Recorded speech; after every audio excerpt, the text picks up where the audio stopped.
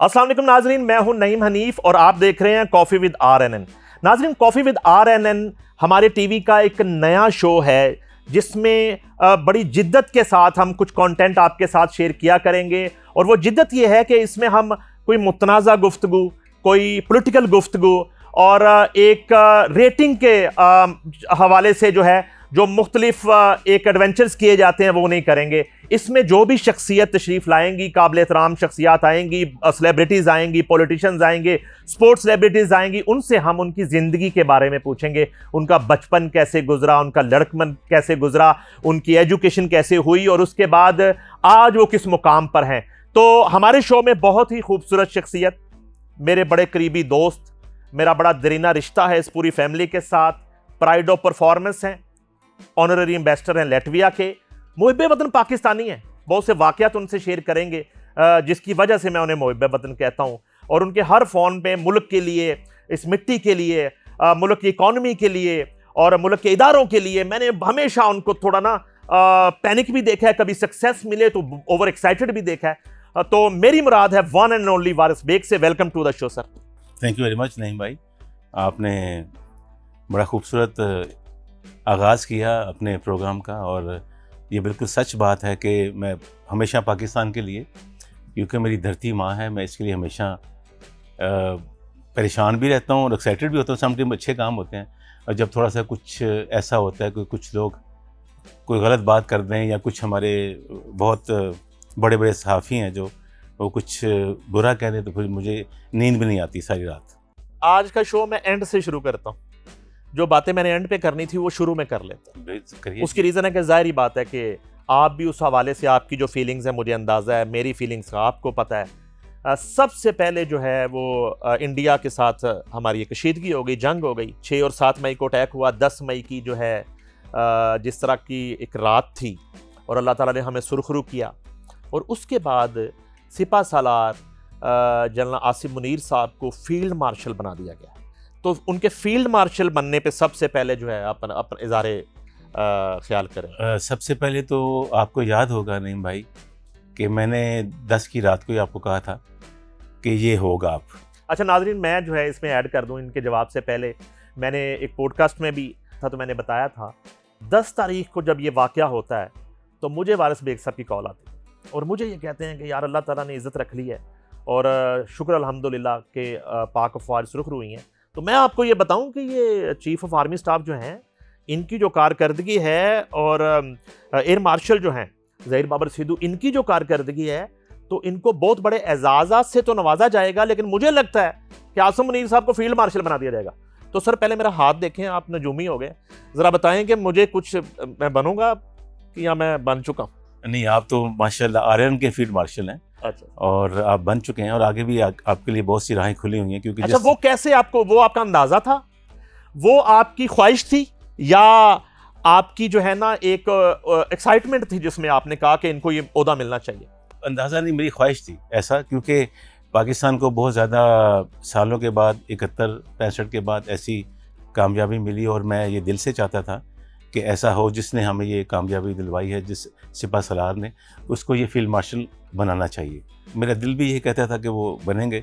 तो फिर मैंने हमेशा जब कोई बात सोचता हूँ या कुछ कहता हूँ तो फिर मैं आपसे ज़रूर उसका तज़किरा करता हूँ। इस तरह माजी में भी काफ़ी वाक़यात हुए हैं जो हम यहाँ भी डिस्कस नहीं करेंगे। तो जैसे मैंने कहा था वैसे ही हुआ था। और क्योंकि जितने भी लोग हैं सारे मेरे दोस्त हैं, आर्मी में मेरे बहुत ज़्यादा दोस्त हैं और पॉलिटिशियन मेरे बहुत दोस्त हैं।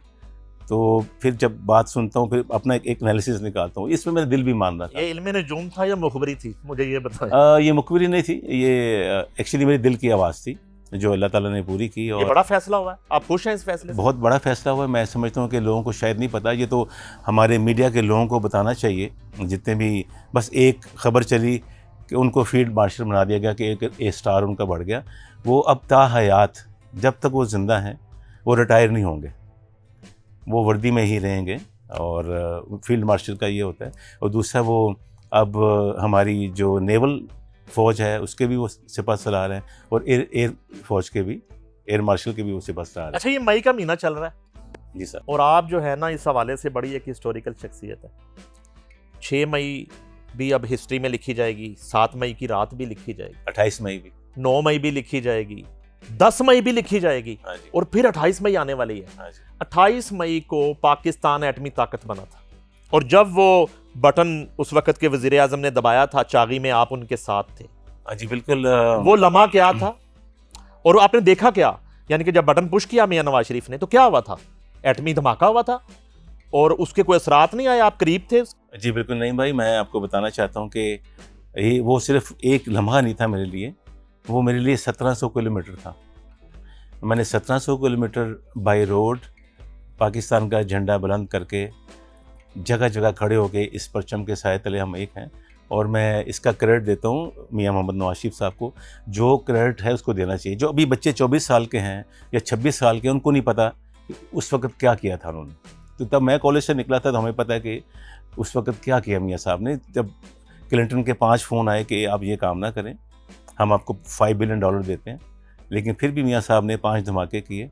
तो आज आपको उसका समर आज मिल रहा है, जो इंडिया के साथ आज आप जंग जीते हैं। सर क्लिंटन के फोन रास्ते में भी आते रहे?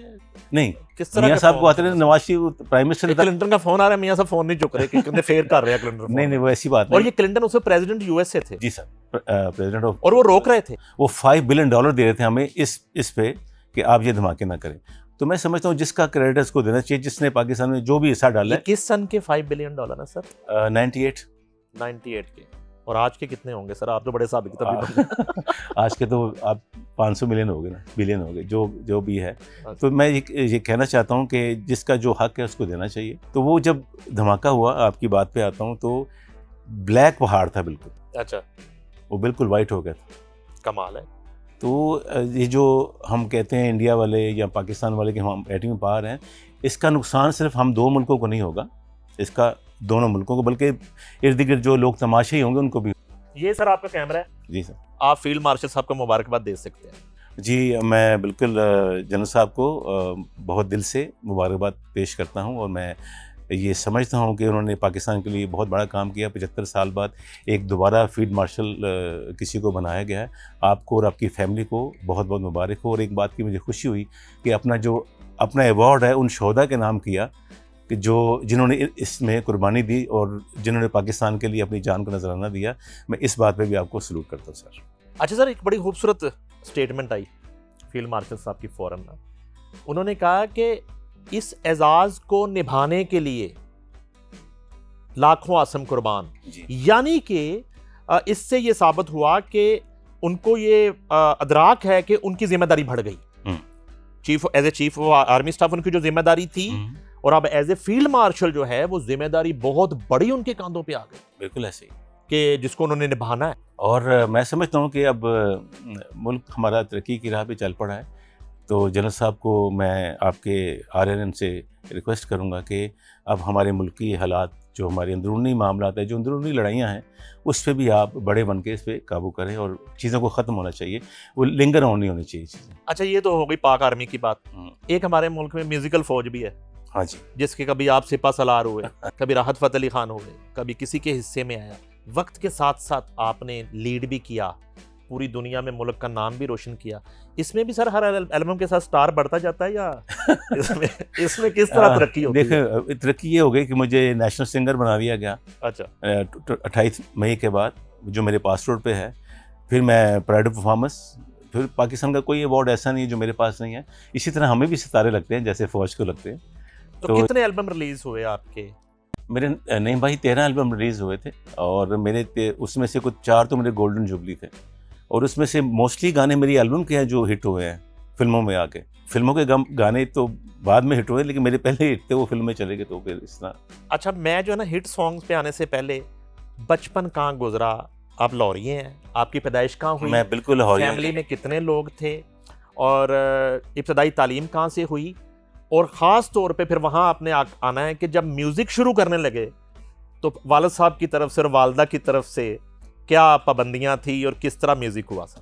नहीं भाई, ये तो उस दौर में ओबियसली सब माँ बाप, अब मैं समझता हूँ कि माँ बाप हमेशा ठीक कहते हैं कि लाहौर से मैं पढ़ा हूँ, गवर्नमेंट कॉलेज से ग्रेजुएशन की। फिर वहीं से मैंने गिटार सीखा। अपने एक दोस्त थे चांद ज़िया साहिब थे, उन्होंने मुझे गिटार सिखाया। कहते तुम्हारी आवाज़ बहुत अच्छी है, अगर गिटार साथ हो तो और अच्छा होगा। तो मैं समझता हूँ guitar is a complete instrument जिसमें लीड भी है और रिदम भी है। आपको अगर आप हारमोनियम बजाते हैं तो उसके लिए आपको तबले वाले की ज़रूरत पड़ती है। अगर आप गिटार प्ले करते हैं तो आप ये कंप्लीट इंस्ट्रूमेंट है। ओके। तो मैंने गिटार मुझे उन्होंने सिखाई तो मैंने शो भी कर दिया। मैं आई विसुअली रिमेंबर दैट कि जब मेरे वालिद साहब ने सुना कि मैं गिटार बजा रहा हूँ, कॉलेज जाकर ये कर रहा हूँ, तो फिर मुझे अच्छे कमेंट्स नहीं दिए उन्होंने। उन्होंने कहा ये कौन सा तुमने काम शुरू कर दिया, वो मैं नाम नहीं लेना चाहता। तो मेरी वालदा ने कहा मैं समझता हूँ कि जो बच्चे का या बेटे का पहला प्यार होता है उसकी माँ होती है, और उसकी माँ का आखिरी प्यार उसका बेटा होता है। तो मेरी माँ ने कहा कि इसको अल्लाह ने आवाज़ दी है, आप तो इसको ना रोकें। अच्छा, वेरी गुड। क्योंकि सीसा पलाई दीवार बन गई आंटी रास्ते में। उन्होंने ये कहा कि आवाज़ अल्लाह की देन है। और हमारे एक बहुत बड़े वो थे, उन्होंने भी कहा कि जिस पे अल्लाह का करम होता है, शेख सादी साहब ने कहा था, जिस पे अल्लाह का करम होता है या अल्लाह के राजों में से एक राज अच्छी आवाज़ है। वाह वाह। तो फिर उन्होंने कहा कि आप इसको ना रोकें। बस फिर मैं कॉलेज से गाता रहा, और फिर मुझे एक दिन पीटीवी पे एक शो था सलीम ताहिर साहब का, म्यूज़िकल शो शुरू हुआ उस दौर में। तो नहीं भाई, वहाँ पे ना बड़ा मुश्किल था उस दौर में टीवी के अंदर जाना, और मैं कॉलेज से ही चला गया उधर टीवी पे, और मुझे कहा जी आप गाना सुनाएं। तो मैं गिटार पे सलीम ताहिर साहब को सुनाया, अप्रूव किया। 6-7 लोग बैठे होते हैं, मुश्किल होता है आपके लिए। हाँ जी, आप बहुत अच्छा है, अभी आपने जाके ना पीएम साहब को सुनाना है। अच्छा, पीएम साहब को सुनाया, अब जीएम साहब को सुनाना है, वही गाना। ये पीएम प्रोग्राम मैनेजर है, प्राइम मिनिस्टर नहीं प्रोग्राम मैनेजर। अच्छा। उनको सुनाया। फिर उन्होंने कहा जी आपका कल रिकॉर्डिंग है। फिर वहाँ पे मुलाकात हो गई हमारी अख्तर हुसैन अखियाँ साहब से। हाँ, क्या बात है, क्या अच्छे इंसान और क्या अच्छे वो ट्यून बनाते थे। तो उन्होंने मुझे वो गाना किया, तो फिर गाना भी लाइव होता था तब। अब लाइव गाना, अब किसी को पता ही नहीं कि मैं घर से मैं कहाँ गया हूँ। अब तब फ़ोन तो होते भी नहीं थे, 95, 97 की बात कर रहा हूँ। यानी कि अख्तर हुसैन अखियाँ साहब ने फर्स्ट टाइम आपको सुना, और आप फर्स्ट टाइम किसी बड़े म्यूजिक डायरेक्टर को सुना रहे हैं। और मुझे नहीं पता था वो अख्तर हुसैन साहब इतने बड़े कोई। मैं सिर्फ एक लाइन अख्तर हुसैन अखियाँ साहब की आपके साथ शेयर कर देता हूँ। फिलहाल दिल जाके। नहीं सर, नहीं। जब उनकी डेथ हुई ना, तो मैं पीटीवी रिपोर्टर था, पीटीवी का जंग अखबार में। तो मैंने उनकी डेथ पे लिखा कि उस्ताद अख्तर हुसैन ने अखियां बंद कर ली। वाह वाह वाह, क्या खूबसूरत है। ये मैंने लाइन के लिए लिखी। ये एक अच्छा राइटर ही लिख सकता है। अच्छा सर, तो ऑडिशन हो गया। तो उसके बाद मेरा गाना रिकॉर्ड हुआ अपना, काफ़ी लोग बैठे थे, 100-200 लोग, सब कुछ लाइव था। वाह वाह। अब तो लाइव कुछ नहीं होता, सब कुछ लाइव। कभी मैं शायरी भूल जाऊँ, कभी वायलिनिस्ट कोई दूसरा सुर लगा दे, कभी कुछ। तो 8-9 टेक के बाद मेरा गाना रिकॉर्ड हुआ। वो एक रिहर्सल नहीं था उनके साथ? हाँ, नहीं, रिहर्सल के बाद भी ऐसे होता था। अच्छा। हाँ जी, दोबारा थोड़ा सा ये लाइट ख़राब हो गई, थोड़ा सा कैमरा गलत हो गया, अभी तो कोई गलत होगा हम कट करके कैमरा ठीक कर लेंगे ना। तो वो तब ऐसे होता था, बस चल गया। एक गाना गाने गया था, सारे प्रोग्राम मैंने की। फीलिंग क्या थी? डिस्करेज तो नहीं करता था कोई? आंख आपको बुरी तो नहीं लग रही थी उस वक्त? नहीं, उस वक्त नहीं, क्योंकि मैं गवर्नमेंट कॉलेज की तरफ से गया था। उसकी एक डिफरेंट क्लास थी हमारे कॉलेज की। तो बस एक गाना गाने गया, उन्होंने हमें अच्छा सा कोई बच्चा दे, तो वो हमने जिसने गिटार पे मैंने गा दिया। वो गाना गाया तो जब चला तो लोगों ने बड़ा पसंद किया। फिर सारे प्रोग्राम मैंने किए उसके। फिर मेरे डैडी ने कहा कि ए गलत काम में तू पै गया, ए काम नहीं करना। अच्छा, डैडी अड़े ने अजय? डैडी नहीं मान रहे? आंटी ने गोट दे दिया। हाँ, डैडी नहीं मान रहे। वो कहते डैडी असल में एक असूल परस्त आदमी थे। इसलिए तब ये था कि कहते जितने भी बड़े बड़े आर्टिस्ट हैं उनके बेनिफिट शो हो रहे हैं। अब तुम इतने बड़े ना ख़ानदानी हो, तुम कोई क्लासिकल नहीं सीखा, ना तुम महफिलों में गाओगे जाके, तो ये अच्छी चीज़ नहीं है। तुम अपना बिजनेस करो, तो फिर तुम्हें आगे लेके चलो। फिर मैंने फोर्ट्रेस में शॉप्स खोली। मेरी पाकिस्तान में मैं वाहिद आर्टिस्ट हूँ जिसकी सबसे बड़ी बुटीक थी फोर्ट्रेस। फिर मैंने जुनैद को दी, आगे डिफरेंट आर्टिस्ट को। वो मैं चलता रहा सिस्टम। तो मुझे एक दिन यासिन मलिक की कॉल आ गई। तो हमें जीटी होती थी दोस्तों में बैठ के, I used to sing, I used to play guitar and तो मुझे कहते हैं यार तू इतना अच्छा गाता है, तो फिल्म में क्यों नहीं गाता? अच्छा। यही पंजाबी फिल्में बनती हैं यहाँ पे, तो मैं क्या गाऊंगा फिल्म में? तो कहते चलो एक फ़िल्म बन रही है संगम, तो सैयद नूर साहब की उर्दू फिल्म है, तो उसमें मैं कहता हूँ तुम एक गाना गा दो। अब वहाँ भी फिर ऐसे हुआ, सैयद नूर साहब भी, तो आपको पता है वो पूरा बंदे को जांच पड़ताल करते हैं। तो मेरा शो था उधर ओपन एयर थिएटर में अलहमरा। तो नूर साहब उसने कहा जी मैं आपको सुनूंगा, आके देखते हैं। वहाँ मैंने शो किया तो वो बड़े इम्प्रेस हुए। मैंने कहा जी कल आप हमारा गाना आगे गाएंगे। तो आप प्यार दिल में जगह नहीं, हाँ गाना ये नहीं था। मैं गाना तो बाद में ये गाया मैंने। पहले गाना था मेरा गाना, जब मैं गया स्टूडियो में तो बॉबी साहब बैठे थे, तो आई वॉज वेयरिंग जीन। इसी तरह मैंने अमजद बॉबी साहब, अल्लाह ताला उनको जन्नतुल फिरदौस में जगह दे। अमजद बॉबी साहब ने मुझे ऐसे देखा कि जी आप गाएंगे? मैं कहा जी मैं गाऊंगा। तब लंबे लंबे बाल थे? नहीं बाल इतने। और बाइक वो ट्रेल सुना है आप बड़ी यूज करते? नहीं, मेरे पास तब होंडा अकॉर्ड थी। अच्छा, कॉलेज लाइफ में मेरे पास बाइक। वो ट्रेल साथ रखी हुई थी आपने? वो मैंने छोड़ी नहीं क्योंकि मेरी बचपन की थी, मैंने बेची नहीं। तो ट्रेल पे आप कॉलेजों के दरवाजों के आगे खड़े होते थे? कभी नहीं। तो उसका क्या फायदा? मैं बहुत शाय था यार। ट्रेल का क्या फायदा? मैं बहुत शाय था। अच्छा। जो दरवाजे पे जो खड़े फिर ताशरी ट्रेल ही होगी। तो वो गाना मैंने गाया पहला साथी मेरे। जब वो मैंने गाना गाया, उस गाने के लिए गया था मैं। वो मेरे लिए गाने बने नहीं होते अपना, वो गाने बने हुए थे तहसीन जावेद और अरशद और रफ़ी साहब के लिए, अनवर रफ़ी के लिए। तो तहसीन जावेद मुल्क से बाहर थे, तो म्यूज़िक बना हुआ, सब कुछ बना हुआ, गाने मेरे ऐसे में आ गए। उसके बाद मैं फिर वायरस की तरह फैल गया। ये वायरस की तरह वायरस। अच्छा, तो वो संगम में जो सॉन्ग था आपका, आप यार दिल में जगह, साथी मेरे, सुरमई बादलों के पीछे, देख के तुझको, मैंने चारों गाने एक दिन में गा दिए थे। गाने में एक गाना गया था, लेकिन जब नूर साहब की एंट्री हुई, उन्होंने कहा जी आप ने गाना गा दिया, रिहर्सल कर ली है। बॉबी साहब कहते सिर्फ गाना ही गा दिया। अच्छा, मैं असल में ना वही मेरी सुई फंसी हुई है कि जिस तरह शुरू में आपको इनकरेज किया गया, चलें आप जीसी से आए थे, hats off to GC. GC ने बड़े बड़े नाम, बड़े बड़े सिंगर्स दिए। शफकत अमानत मुझे याद आ रहे हैं, हदीका कियानी है, और इस तरह के बड़े नाम दिए। मगर जवाद उधर से, उसके बावजूद जो है, जवाद साहब तो यूएटीसी, उसके बावजूद जो है आप कह रहे हैं कि कोई रुकावट आपको नजर नहीं आई और आपको यूं हाथों पे उठा लिया। फिल्म इंडस्ट्री ने भी playback, as a playback singer, PTV ने भी उठा लिया, और आप प्यार मोहब्बत, आप जो हैं शायद इसी वजह से फिर आपने मालियों को भी सिंगर बना दिया। आपने लोगों को प्रमोट किया, चाहे उनको बाद में हजम हुआ नहीं। वो एक सिंगर है, मैं तो खैर अब उनका जिक्र भी नहीं करना चाहता, वो कोई कोके शोके गाता फिरता था।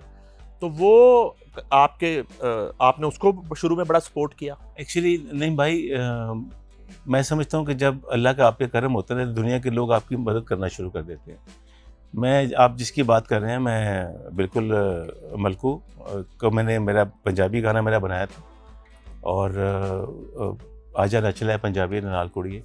तो मलकू बहुत सालों से पाकिस्तान लाहौर में रहते थे, और उनके लिए कोई लोगों के लिए गाने लिखते थे, लोग उनका नाम नहीं देते थे। तो मैंने उनको कहा था आप मेरे लिए गाना लिख रहे हैं तो मैं आपको प्रमोट करूँगा। तो एक दिन ऐसा हुआ कि वो मेरे घर आते थे हर रोज़ ही, तकरीबन सारा दिन मेरे पास आते थे। और मैंने उनको कहा जी, एक मेरा शो था वहाँ पे हॉलीडे इन में। तो जब मेरी एंट्री अनाउंस हुई तो मैं स्टेज पे चला गया। तो मैंने स्टेज पे खुद जाके उनको इनवाइट किया कि आज मुझसे पहले आप इसको सुने, पाकिस्तान का बहुत अच्छा आर्टिस्ट है। उनको तब कोई नहीं जानता था। तो ये मैं समझता हूँ कि हर बंदे ने अपना हिस्सा लेना है, हर बंदे की अपनी एक पहचान है। आप ये नहीं कह सकते सारे काम मैं करूँ। ताश के अंदर 52 कार्ड्स हैं, हर कार्ड की एक हैसियत है। यक्के की अपनी है, दुखी की अपनी है। कभी हमारा क्या सिस्टम है, हम जितने भी आर्टिस्ट हैं, नैला भी होता है कभी इसमें नैला भी ऊपर आ जाता है, कभी यक्का भी ऊपर आ जाता है। नैला जो होता है वो वैसे भी नैला ही होता है, वो कभी समटाइम नैला आपको जिता देता है। अच्छा, हाँ जी, ये भी होता है। जब कोई ना लब रहे तो नैला काम आ जाता है। हाँ जी, तो मैं ये कहता हूँ कि ये उनकी किस्मत थी। अच्छा, कारोबार तो आपने साथ ही स्टार्ट कर लिया? कारोबार स्टार्ट किया नहीं, कारोबार स्टार्ट किया जब, तो 3 साल मैंने 4 साल म्यूजिक की तरफ नहीं देखा। आपको किस दिन लगा कि आप इतने बड़े सिंगर बन गए हैं कि अब आप जो है ना, ओढ़ना बिछोना अगर गाना भी हो इस मुल्क में, तो आप जो है ना अपनी फैमिली आपकी और बच्चे और एक घर को चलाना, चीजें वो आसानी से होती? ऑनेस्ट टू गॉड, कब लगा आपको? ऑनेस्ट टू गॉड, मैंने आज तक ओढ़ना बिछोना म्यूजिक को बनाया नहीं है। न तब बनाया था जब इतना हिट था, न आज बनाया। तब भी बिजनेस साथ चलता था, साथ में शोज करता था, कॉन्सर्ट करता था। तो इसको कभी ओढ़ना बिछोना, that is not my bread and butter. इसको मैं साथ लेके चला हूँ ज़रूर, लेकिन इसको ओढ़ना बिछोना नहीं बनाया मैंने। इंडिया भी चले गए फिर आप। आजकल तो इंडिया की ज़रा बात करते हुए थोड़ी तकलीफ भी होती है। इंडिया गए आप, और मैं ज़्यादा आपके म्यूज़िक से ज़्यादा वहाँ पे जो आपने नात की है इंडिया में, हाँ जी, वो मुझे ज़्यादा मेरे दिल के करीब है। और आपको ब्रांड एम्बेसडर बनाया गया जी इस्लाम का, और आज भी आपकी नाते, अब तो खैर मोदी साहब ने शायद नाते भी बंद करा दी हो कि किसी पाकिस्तान की नाते भी ना चले इंडिया लेकिन में। वो यूट्यूब पे हैं सब तरह पे, जहाँ मैं एक्चुअली लोगों ने यहाँ पे जितने भी सिंगर गए हैं, जितने आर्टिस्ट गए हैं, वो वहाँ पे काम लेने गए हैं, मैंने काम देने गया था। आपने कास्ट किया वहाँ पे जाके? वहाँ मैंने जाके अमृता अरोड़ा को, अमृता को और मलाइका को, दोनों को मैंने कास्ट किया और अब पेड हैंडसम मनी। मैंने 2 गाने उनके साथ शूट किए थे। जब लोग यहाँ से काम लेने जा रहे थे, मैंने उनको पे किया जाके, मैं उनको काम देने गया था।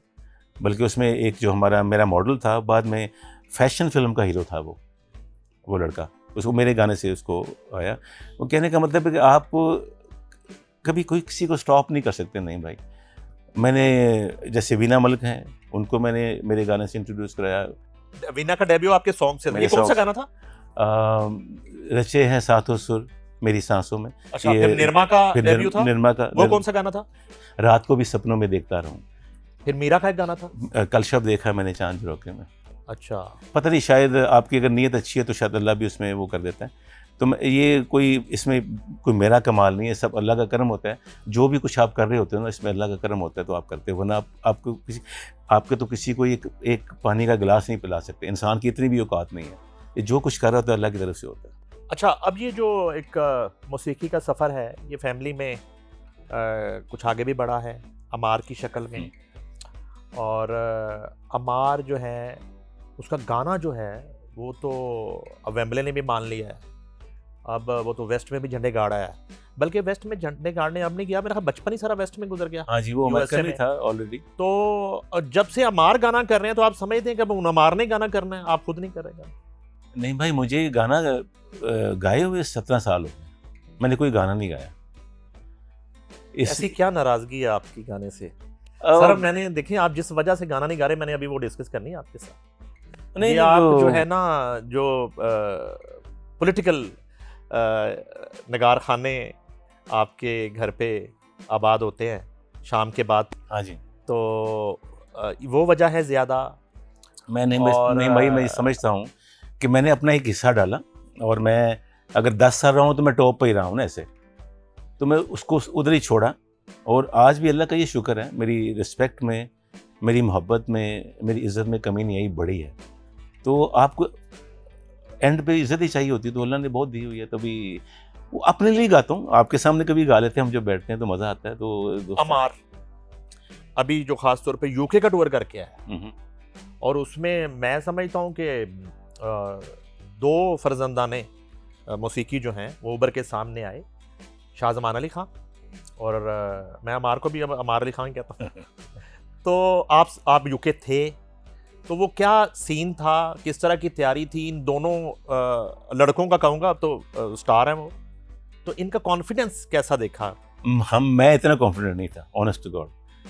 शुरू में 14,000 लोग बैठे हुए हैं वेम्बले एरिना में, और आप खाली एक अनप्लग्ड गिटार, जैसे वो एड शेरन गाता है वैसे गा के आप लोगों की क्लैप ले जाओ आपको, तो ये इस जोक नहीं है। कोई 22 म्यूजिशियन नहीं बैठे, 30 म्यूजिशियन नहीं बैठे, बल्कि आपके जो यहाँ पे डायरेक्टर हैं, जो प्रोड्यूसर हैं, वो भी इस बात को समझते हैं कि ये जोक नहीं है। तो मैं बहुत खुश था। और उसके बाद जब मैनचेस्टर में गए, वहाँ भी बड़ा अच्छा रिस्पॉन्स, मतलब जिसको कहते हैं ना, पब्लिक को लेके चल पड़ा हमारे साथ। उसको कहना नहीं पड़ा कि मेरे लिए क्लैप करें या put your hand together everybody. तो मुझे बहुत इस पे बात पे फ़ख्र है, और उसने अपने आप को प्रूव किया, और इंशाल्लाह आगे करता रहेगा। मेरा इसमें कोई कमाल नहीं है, वो खुद ही करता रहेगा। शाहजमान अली खान बड़ा वायरल हुआ है वेम्बले के बाद। शाहजमान को जी, मैंने 90% लोगों से यही सुना है, अल्लाह ताला उसको सेहत भी दे, ज़िंदगी भी दे। बहुत प्यारा बच्चा है, बहुत इज़्ज़त करने वाला, बहुत मोहब्बत करने वाला।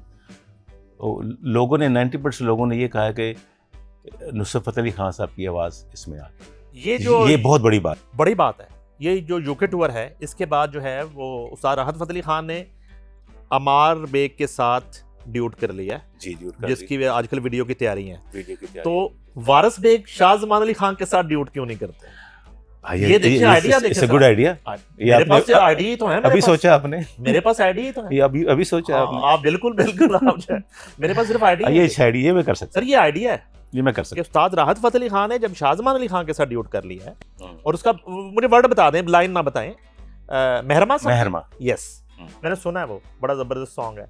तो वो जो है वारिस बेग और शाहजमान अली खान का एक ड्यूट है, it's a good idea, I can और डू दैट। बल्कि हम इसको एक ही दिन लॉन्च करें बेग साहब, ये कर सकते हैं, एक ही दिन लॉन्च करें। ये कर सकते हैं।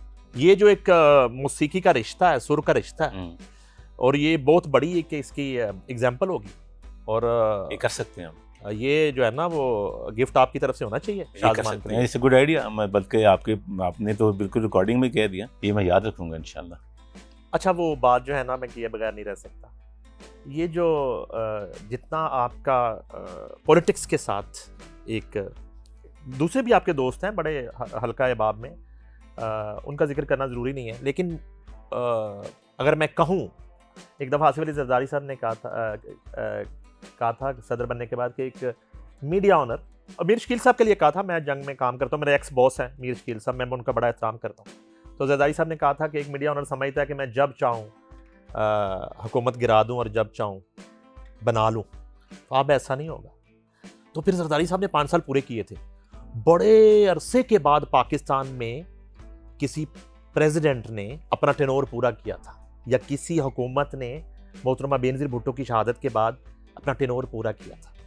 तो आपके यहाँ भी थोड़ा सा हुकूमतें गिराना और बनाने का सिलसिला जो है वो रहता है। नहीं भाई, इसमें एक चीज़ ऐड कर लें, जितना आपने पॉलिटिशियंस के साथ वक्त गुजारा है, ये झूठे होते हैं या कहीं कहीं सच्चे भी होते हैं? ये किसी के नहीं होते हैं, किसी के नहीं होते, ये वक्त के होते हैं, और मौका परस्त होते हैं सियासतदान, मोस्ट ऑफ दैट मैं कह सकता हूँ।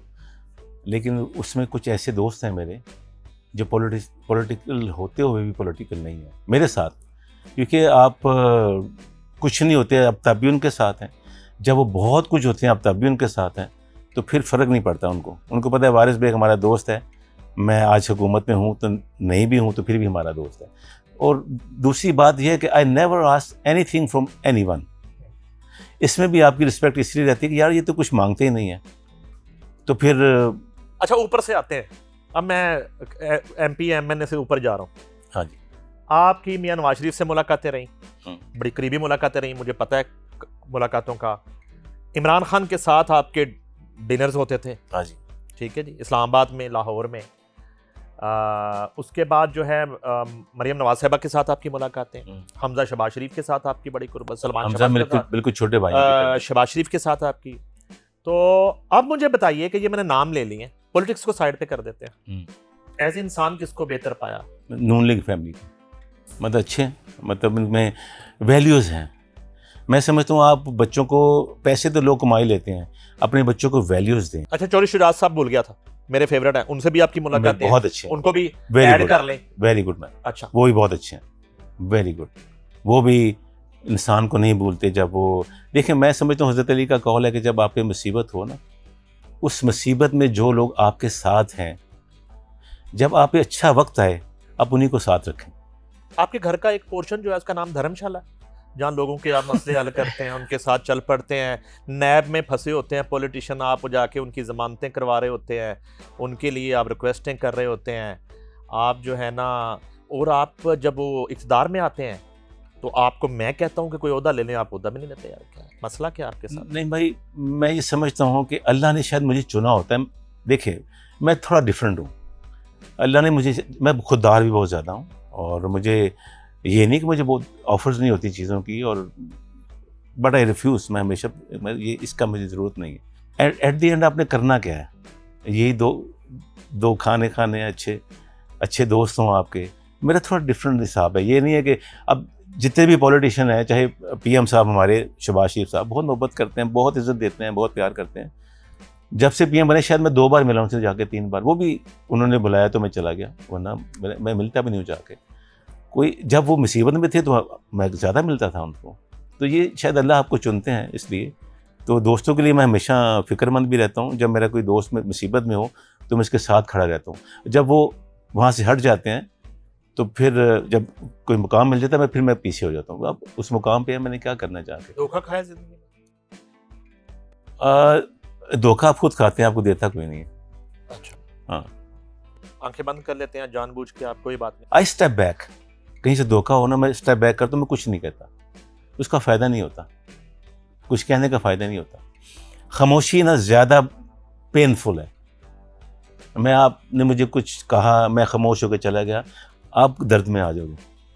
मैं ऐसा ही हूँ शुरू से, मैं ऐसे ही करता हूँ, मैं कुछ नहीं कहता। चौधरी सरवर साहब जो है आपके, वो बड़े दरीना दोस्त हैं, चौधरी वो दावा करते हैं कि मेरा 30 साल से मेरी वारिस से दोस्ती है, और इसके अलावा मेरी ख़ास तौर पे फ़नून लतीफ़ा मेरा कोई दोस्त नहीं है। जब वो नून लीग के गवर्नर थे, मैं आई विटनेस हूँ, आप उन्हें मना कर रहे थे रिजाइन करने से। हाँ जी, बिल्कुल किया। बल्कि राना सनाउल्लाह भी थे उधर। एग्जैक्टली, और सुबह उन्होंने रिजाइन कर दिया। जब वो पीटीआई के गवर्नर थे तो आपने उन्हें ये कहा था कि जो हालात हैं उनको मद्देनजर रख के एक प्रेस कॉन्फ्रेंस करिए और रिजाइन कर दीजिए, तो उन्होंने रिजाइन नहीं किया। वो जरा बताएं चौधरी सरवर साहब के हवाले से कि चौधरी साहब के जो मशीर है ना, वो बहुत ज़्यादा ऐसे मशीर हैं जो लंदन में भी हैं, घर में भी हैं। देखो मैं नहीं भाई, मैं जो बात कर रहा होता हूँ ना, मैं पीपल्स पार्टी में मेरे दोस्त हैं, नून में भी मेरे दोस्त हैं, पीटीआई में मेरे दोस्त हैं। है तो वो एक ही जमात है, सारे पाकिस्तानी है, कोई इंडिया से तो कोई नहीं आया ना, सारे पाकिस्तानी है ना। कोई वो नून में चले जाते हैं, कभी वो पीटीआई में चले जाते हैं, कभी वो काफ में चले जाते हैं, कभी वो पीपल्स पार्टी में चले जाते हैं। तो मैं बात उसको मद्देनजर रख के कर रहा होता हूँ। अब चौधरी सरवर को मैंने कहा जो सब ये ना करें। उस दिन मरियम बीबी के बहुत फ़ोन आए उनको, जब पहली बार उन्होंने छोड़ा। मैं था, सलमान गनी साहब थे हमारे सहाफ़ी, और सीनियर सहाफ़ी हैं हमारे, और राना परफॉर्मेंस हो गए। हाँ जी, राना सामने खड़े हो गए। हाँ जी, राना सनाउल्लाह साहब थे। तो काफ़ी कहा उनको, लेकिन मुझे 2 दिन पहले बताया था, मैंने कर दी, इस्तीफ़ा दे दिया। इसी तरह आप भी थे उसमें शामिल, जब आपने कहा कि वारिस भाई, मियाँ साहब, अपना चौधरी साहब ये ना करें, वारिस ठीक कह रहे हैं। अब दोस्त नहीं मानते, वो शायद समझते हैं मैं एक आर्टिस्ट हूँ, ये नहीं पता कि इस आर्टिस्ट के सब लिंक्स भी हैं कहीं पे, सब जगह पे, और नहीं करना चाहिए।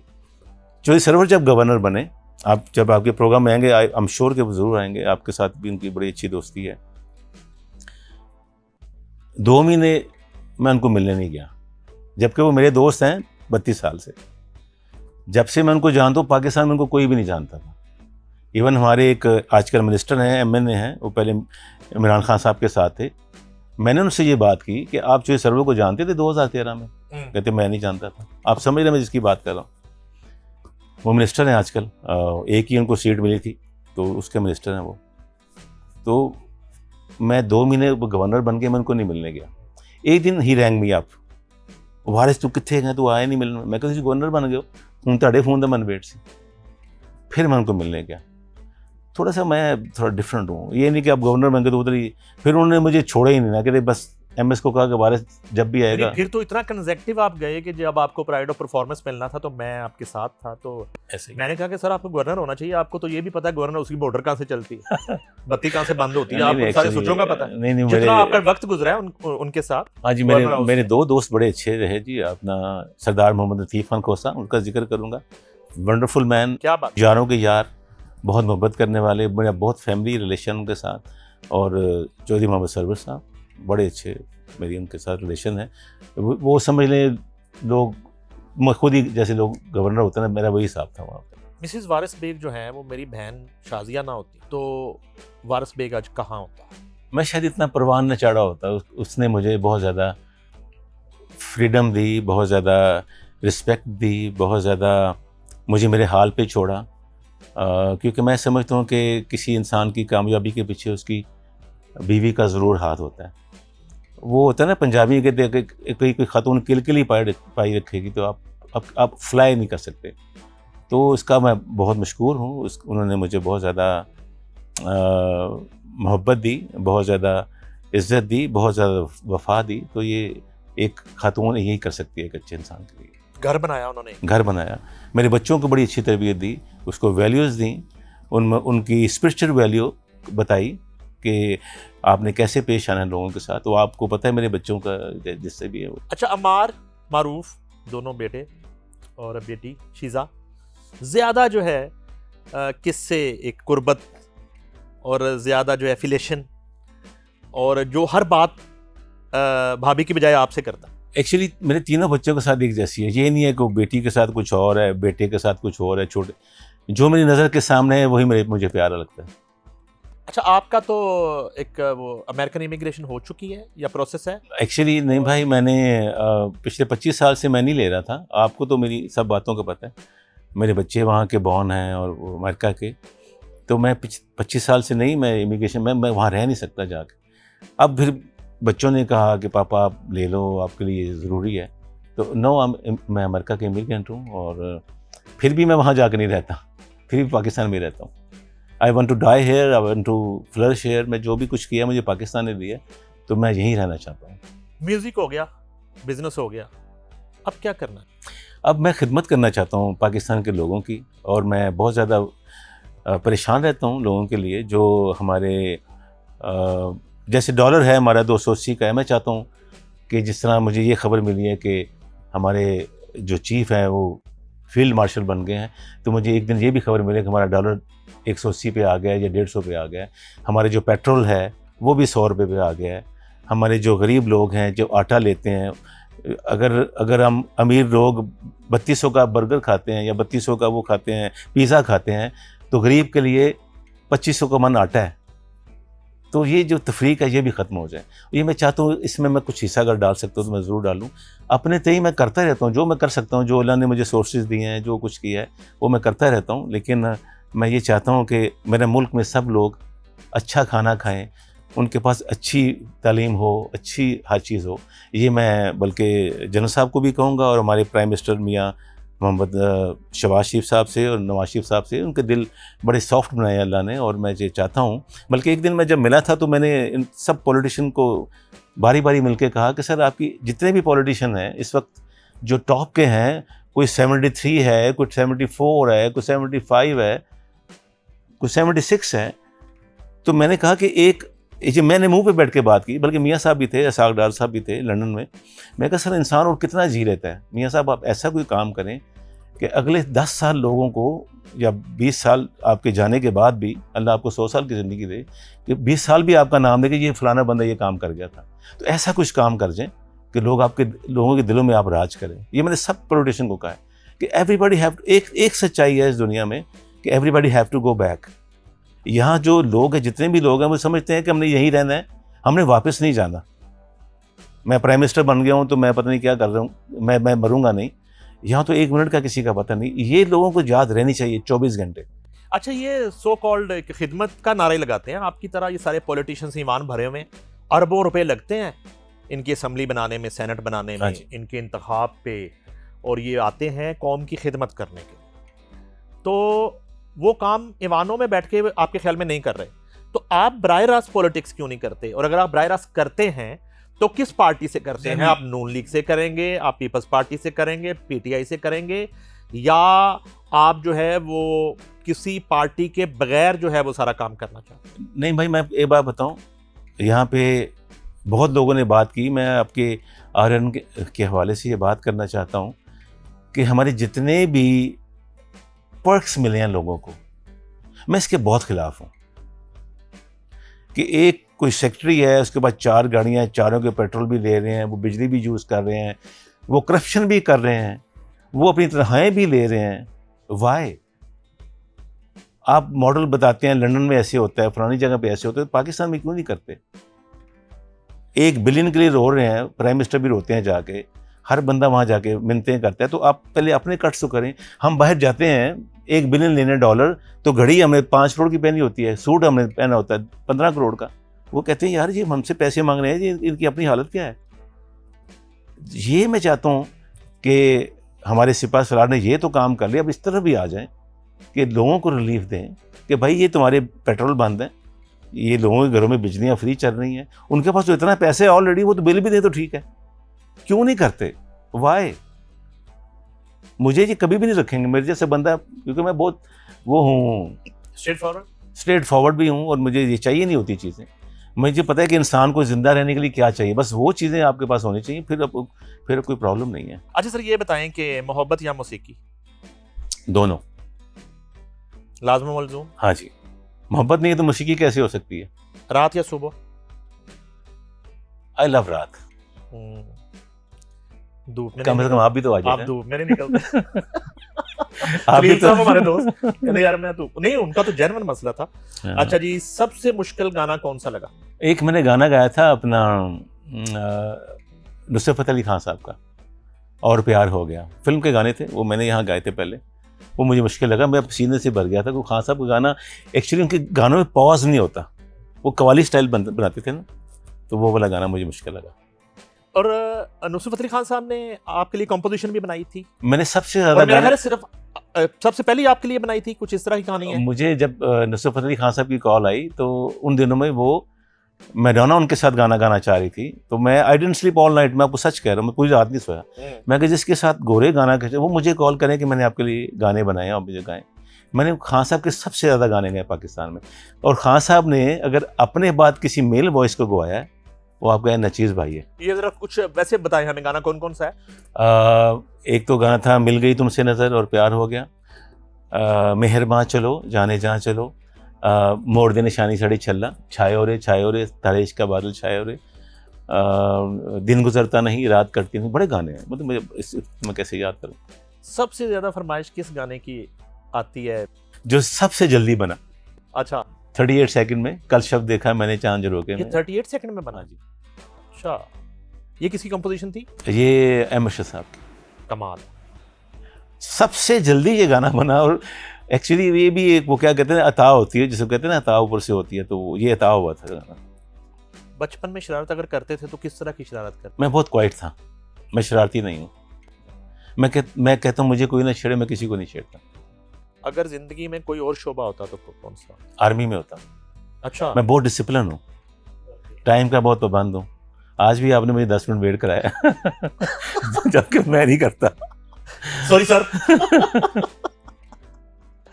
किस अदाकारा पर गाना रिकॉर्ड करके सबसे अच्छा लगा? अदाकार शान बहुत अच्छा पिक्चराइज करते हैं मेरे गाने को। अच्छा, शान कितने भी गाने शान पे पिक्चराइज हुए? बहुत ज़्यादा है। पहला गाने शान पे था, आप यार दिल में जगह, सुरमई बादलों के पीछे, साथी मेरे। सादगी या स्टाइल?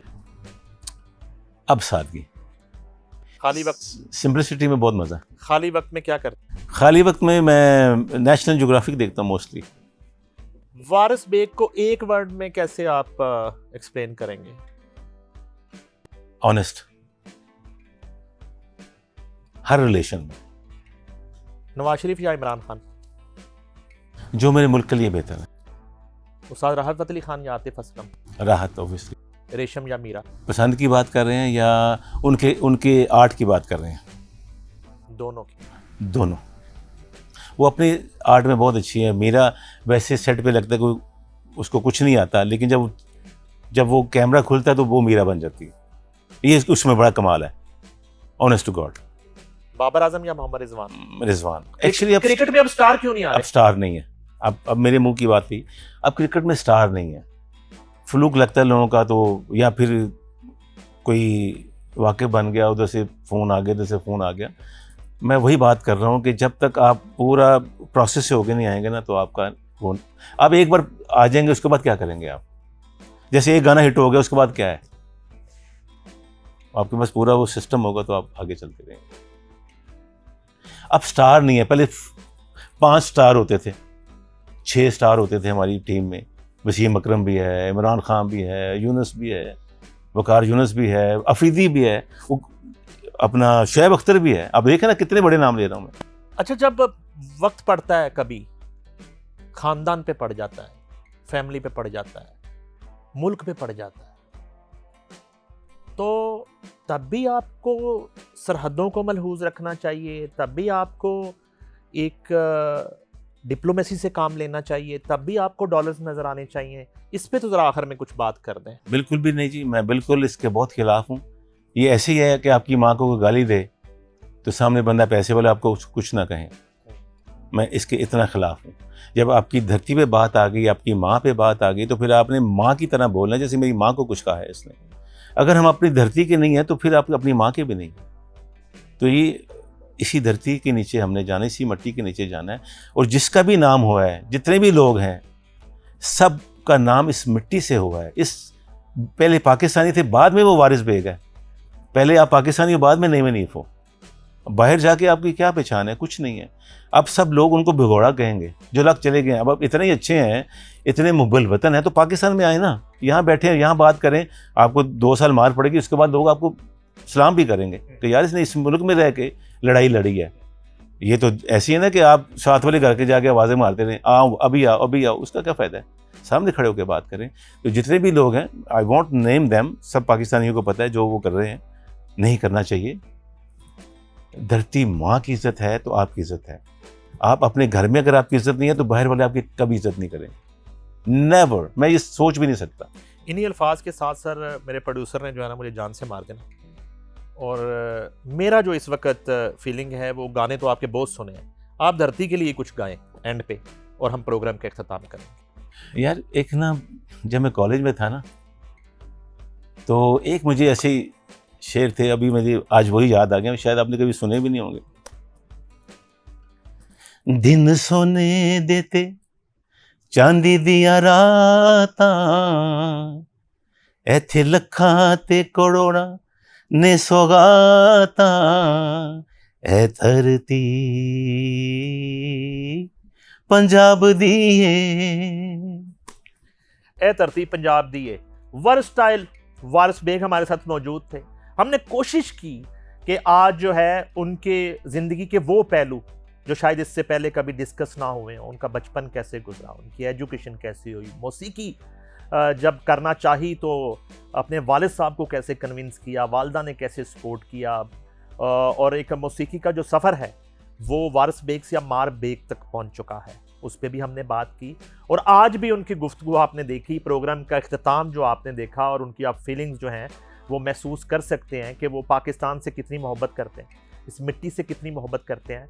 और उन्होंने मुबारकबाद दी फील्ड मार्शल सैयद आसिम मुनीर साहब को, और इस दुआ के साथ कि अल्लाह ताला उन्हें सुरखरू करे और इसी तरह वो मुल्क की और सरहदों की हिफाजत करते रहें।